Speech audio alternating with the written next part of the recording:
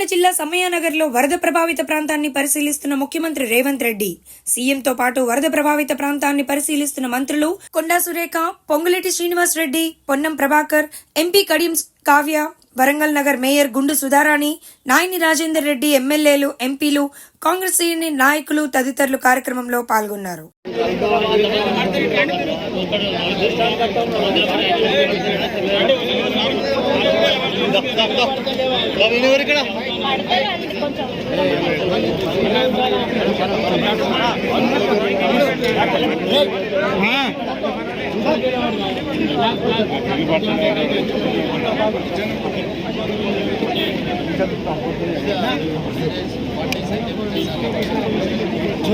ఆ డక్టులకి వెళ్ళి నీళ్ళు వస్తలేవు సార్.